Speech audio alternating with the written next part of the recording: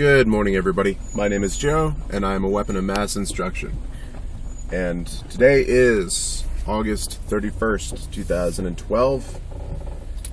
We have 7 days and counting until they go back to the tables at the UN to sign the ATT, the Arms Trade Treaty. We have 9 days and counting until the closing ceremony of the Paralympics. And I've been trying to make these videos for the last couple days, and it never turned out just the way I wanted to, but here it goes. I was looking at the news the other day.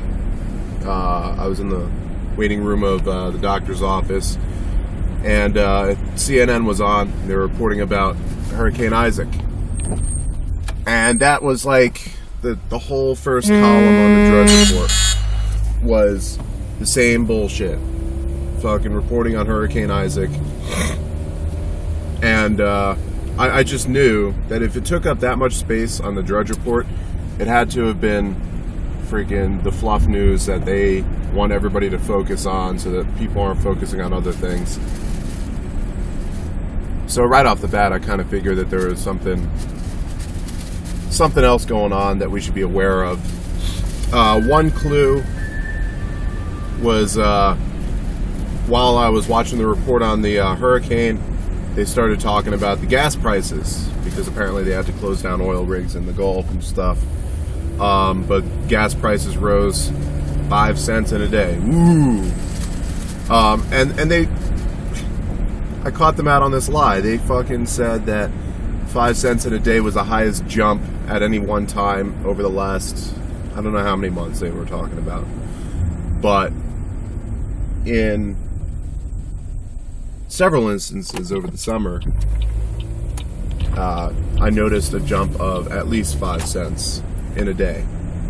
And so I knew right there, okay, 5 cent jump, probably something else is causing that jump in gas prices, something else having to do with the petroleum supply and everything. So I haven't looked yet, I'm sorry, but my guess is something just happened in the Middle East, either in Syria or Iran or somewhere around those parts, in order to cause that jump in oil prices. Not positive, but that was my initial guess, just from trying to read through the fluff on the mainstream news report. Then I went on to YouTube the other night.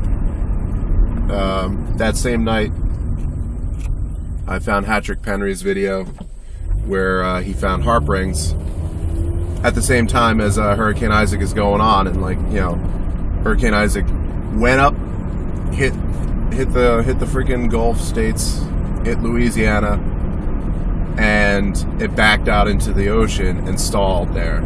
I don't know what else the hurricane's doing, whether it's sticking around. I really hadn't been following it, because again, like I said, the hurricane is not what really matters, except for the people involved with forced evacuations, if they're doing that. If they're enforcing evacuations, then that's basically martial law being put into place. Somebody I know in one of those National Guard units had gotten deployed down there too, so it's another indicator. I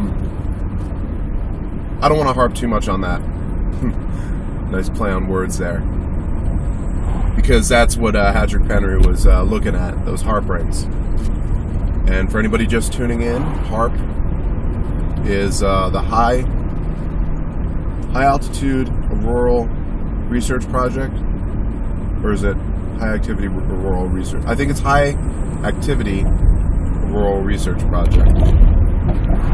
I'm never so great with those acronyms, but look it up, and you'll, the Wikipedia page will give you the official line on it, but I fully believe it's capable of not only producing holographic displays but also of changing weather patterns and probably other things that we're not completely aware of as well, like space-time control. Yes, that's what I said. I would not be surprised if they had a way of manipulating time,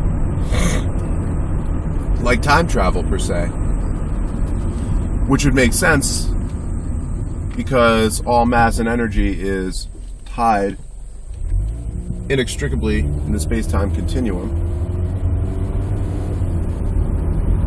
in the fabric of space-time, if you will.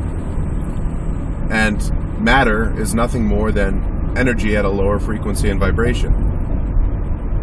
It's really all it is. Energy getting trapped in a locked state.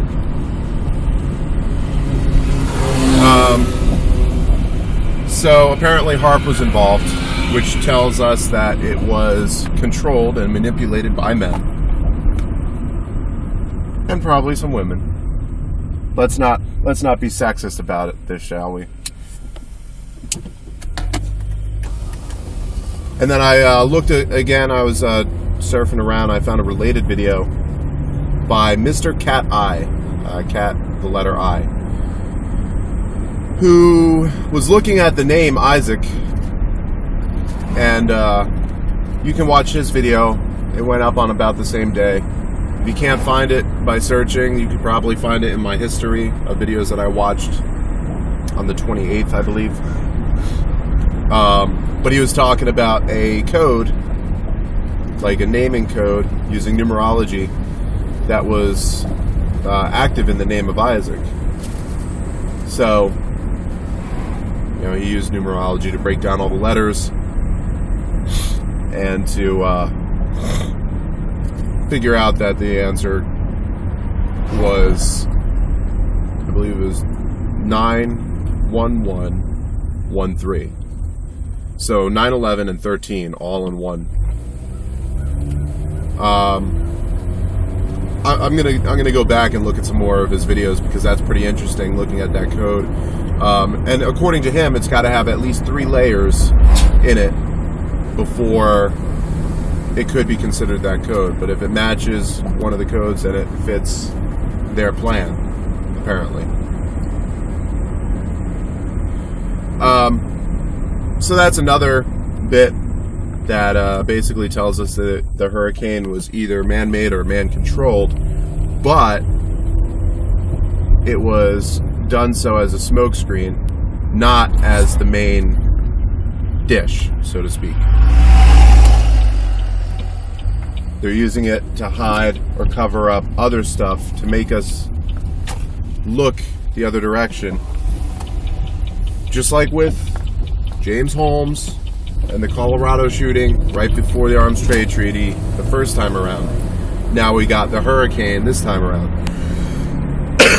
I'm pretty sure it's the Arms Trade Treaty that they don't want us looking at. I'm pretty sure that's it. Because, well, let's face it, it would look pretty fishy if there was another weird shooting a week before this round of sit-downs and signings.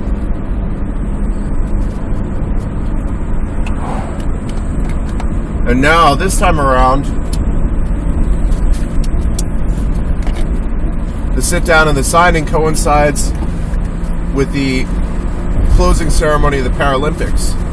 So, what could happen, alright, what I'm pretty sure will happen is either at this point or the next time they sit down and sign, America, or rather Obama, is going to sign it.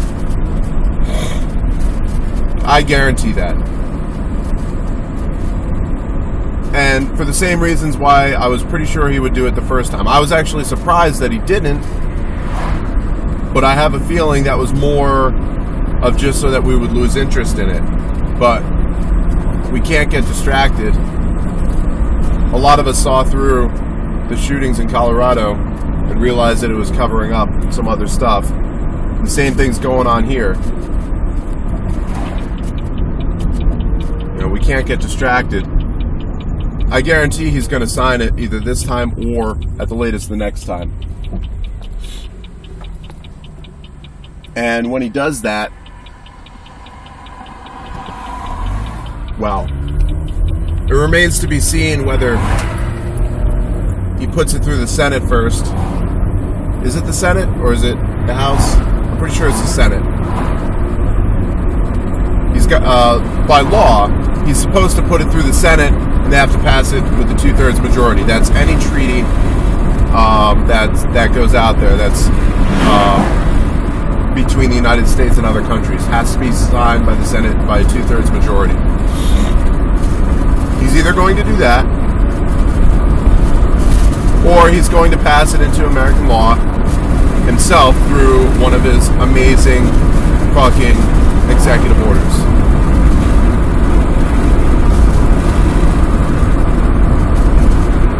One or both of those is going to happen. Either they're going to ratify it into law, or he puts it through to them and they don't, and then he does through an executive order, or he just bypasses them altogether, puts it in an executive order. And if that one guy was right, I can never remember his name, but even before the closing ceremony of the Olympics, the guy was saying it has nothing to do with the main Olympics, that it was the Paralympics, that we should be looking out for a false flag, either terrorist attack or alien invasion or whatever it happens to be, that it's the Paralympics going on there. So you can look at that if you want. But if Obama signs it at the UN summit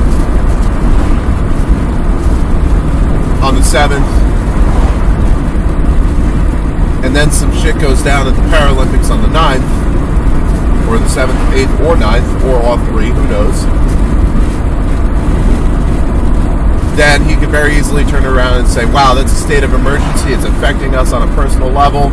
America, we are now at war again. Congratulations, I'm signing this for our protection.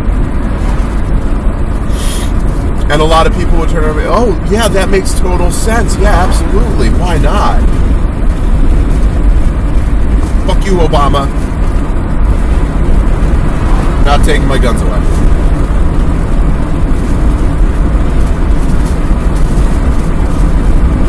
At this stage in the game, all the guns and the ammo in the world is pretty much a security blanket. But I'm still not giving them up, because they are still a tool to be used for survival.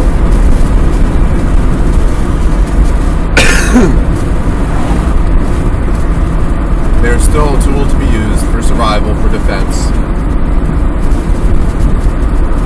for protection of the ideal that we're supposed to be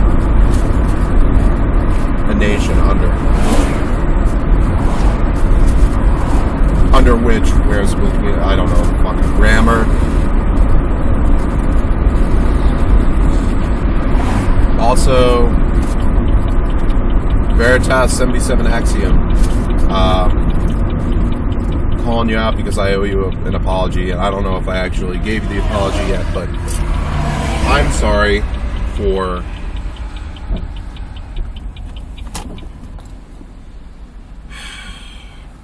for getting pissy about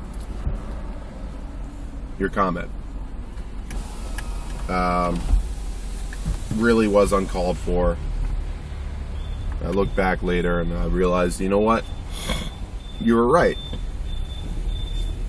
Not right about me about being some sort of a government agent or anything like that. I'm not, but there's literally no way for me to prove that I'm not.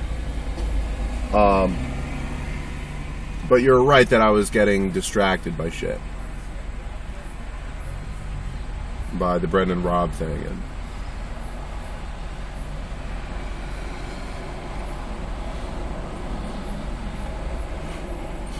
because the fact is, regardless of what happened to Brendan Robb, he was still taken in the first place. It doesn't matter that he got set free. That's awesome, but that's not the point. The point is, the government can do that, and it does do that, and it's been doing that, and it's going to keep on doing that. And until more and more people that don't agree with them get gathered up and taken care of.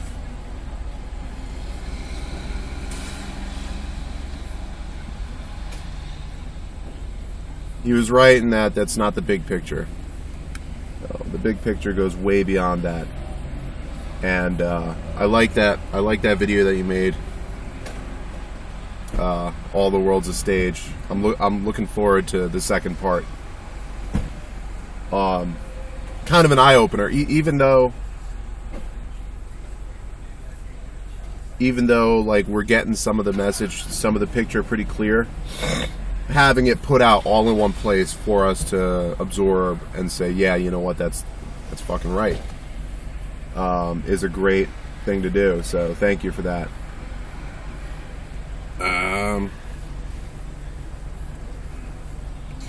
Alright, that's all I got for news and shit happening, because I haven't been paying a whole lot of attention, and I apologize.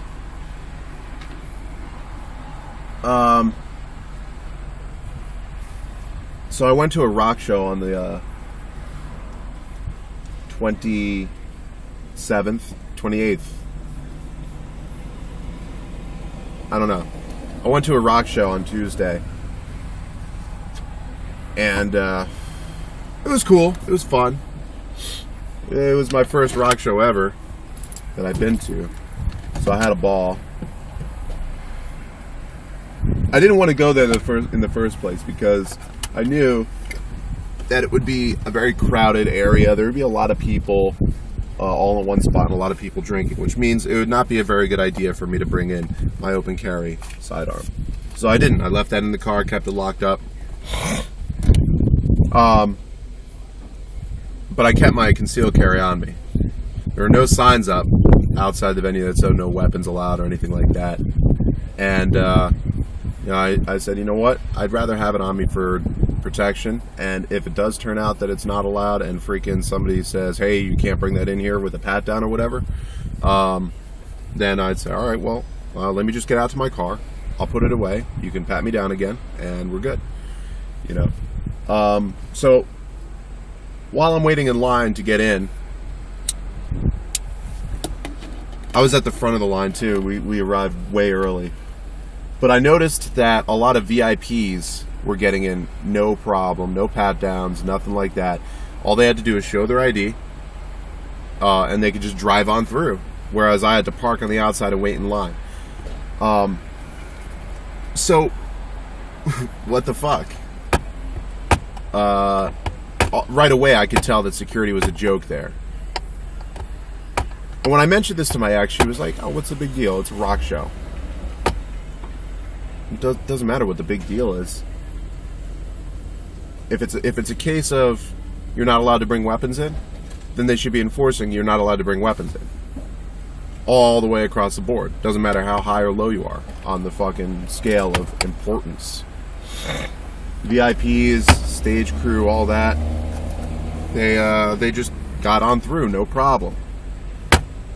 So, if somebody was gonna go crazy that day and start popping off shots, you know, a lot of the stage crew people, they had backpacks on. Very easy to hide a handgun or a disassembled assault rifle or carbine in a backpack, especially something like the AR-15 or other militarized designs. It's very easy to break it down and put it back together again.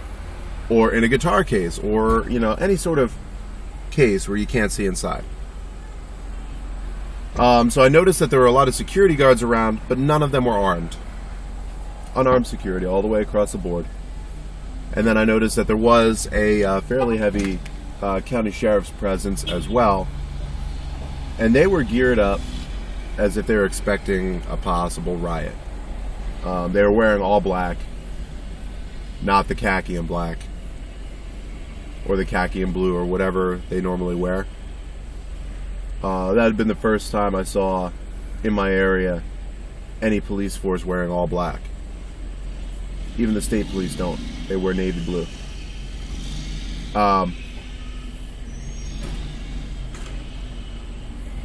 But that didn't really do too much to make me feel safe. Because, again, there's still a reactionary force. They could pick up a tip and run with it and maybe prevent something from happening. But primarily, they react to a situation and they prevent more of that situation. So I go through the line, and they did do pat-downs. And the pat-down consisted of him running his hands down my body and saying, "You're good." His hand was literally on the pocket where my gun was. But he was just either not paying attention, so grossed out by the idea of putting his hands on another dude, or what, that I walked through with my pistol for personal protection. If I walked through with a pistol for personal protection, then anybody could have walked through with a pistol or other weapon for the purpose of, committing violence, murder. So I'm freaking glad that I brought it in. I'm glad that, I kept it all the way through. The point I want to make there is that, again, you cannot rely on other people to provide your security for yourself. You cannot. Case in point. The only person responsible for your own security and protection is you. So, if you're watching this and you have not yet bought any firearms, you're going to have to do it pretty soon. If you have not yet gotten a concealed carry permit, if one is allowed in your state, you're going to have to do it soon.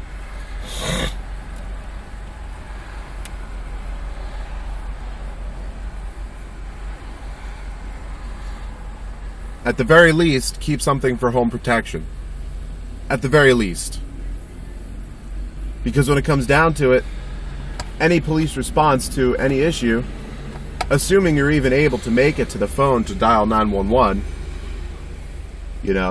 because a lot of times people, when they're in their house, they don't keep their cell phones on them, they leave it on the charger or something like that.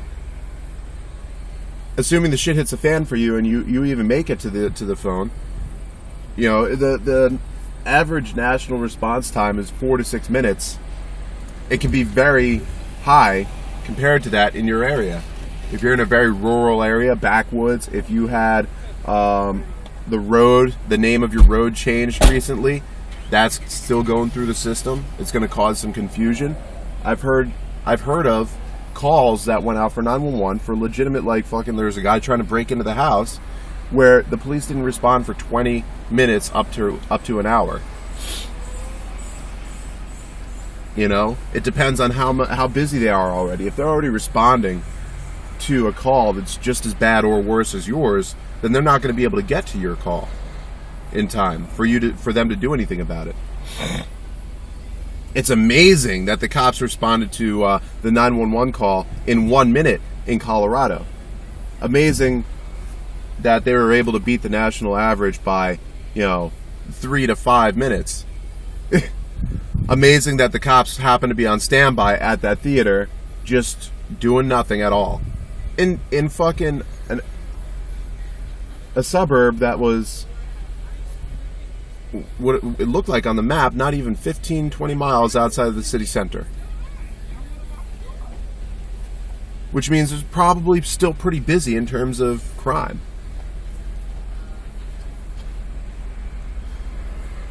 The implication there is that was part of the show, so to speak. That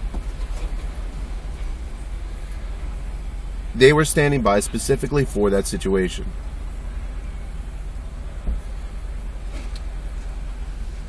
But in any other situation, if it's just a random home invasion or attempted burglary or anything like that, if you can make it to the phone, go ahead and call 911. Awesome.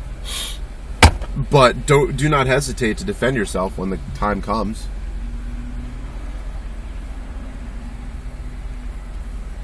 I know I'm going on and on about the same subject over and over again. But I think it's that important to me. It really is. It comes foremost in my conscious thinking about situations, things I do, and places I go. First thing I think about is how well will I be able to keep myself safe and secure.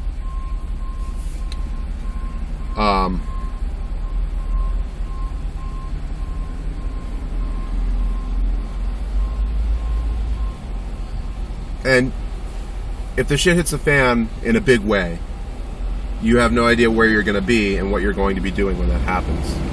You could be at school, you could be in college, you could be at work, you could be at the coffee shop, you could be anywhere, grocery shopping, who knows, the day the shit hits the fan.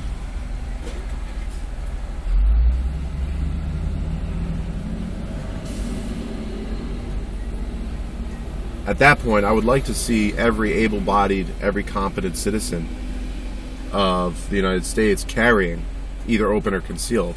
Of course, I know that's not going to happen, but that's my goal. That's my ideal. That would be great to see that. You know? Love that song. I'm probably going to dive back into the whole spirituality aspect of things in a bit. Because, well, physical side of things, a lot of people already have that pretty much well in hand, talking about it, reporting on it, trying to make connections and correlations on it. But I feel that that's one aspect that I need to develop on a personal level. So, you'll probably see more of that coming soon. Also, I'm going to give you all a tidbit of what I saw at the rock show. And most of you probably are going to get a kick out of this. But it's not going to have anything to do with anything important, just so you know. It's going to be just, you could say fluff. But I thought it was hilarious. I'm going to put it up on YouTube because it needs to be, I think. So you'll see. That's all I got for you now. Y'all stay safe. All right? Peace.